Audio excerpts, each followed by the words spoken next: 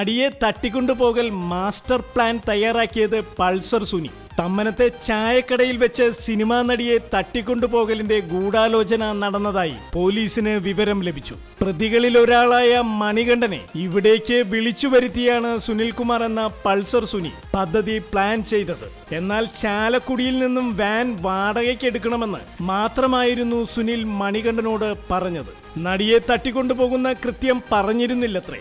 നടിയുടെ വാഹനത്തിൽ അത്താണിയിൽ വെച്ച് വാൻ ഇടിപ്പിച്ചത് സുനിലാണ്. ഇതിനുശേഷം മണികണ്ഠനും വിജീഷും കാറിൽ കയറി. ഈ സമയം സുനിൽകുമാർ പുറത്തിറങ്ങിയിരുന്നില്ല. കാറിൽ കയറിയ മണികണ്ഠനും വിജീഷും ബലപ്രയോഗത്തിലൂടെ നടിയെ വരുതിയിലാക്കി. ഡ്രൈവർ മാർട്ടിന് സംഭവത്തിൽ പങ്കൊന്നുമില്ലെന്ന് നടിയെ ബോധ്യപ്പെടുത്താനായി മാർട്ടിന്റെ മുഖത്ത് അവർ പലവട്ടം മർദ്ദിച്ച് ഭീഷണിപ്പെടുത്തിയാണ് കാർ ഓടിപ്പിച്ചത്. പിന്നീട് കൊച്ചി നഗരത്തിലെത്തിയ ശേഷമാണ് സുനിൽകുമാർ എന്ന പൾസർ സുനി കാറിൽ കയറുന്നത്. കൃത്യം നടത്തിയ ശേഷം കോയമ്പത്തൂരിലേക്ക് പ്രതികൾ മുങ്ങുകയായിരുന്നുവത്രേ. അവിടെ വെച്ച് മണികണ്ഠൻ സുനിൽകുമാറുമായി തെറ്റി. അശ്ലീല ദൃശ്യങ്ങൾ പകർത്തുന്നതിനാൽ മാനഭംഗം ഭയന്ന് നടി പരാതി നൽകില്ലെന്നും വളരെ എളുപ്പത്തിൽ പണം കിട്ടുമെന്നുമായിരുന്നു നേരത്തെ സുനിൽകുമാർ ധരിപ്പിച്ചത്. ഇതിനു വിരുദ്ധമായി പരാതി കൊടുക്കുകയും മാധ്യമങ്ങളിൽ വാർത്തയാകുകയും ചെയ്തതാണ് മണികണ്ഠനെ പ്രകോപിപ്പിച്ചത്.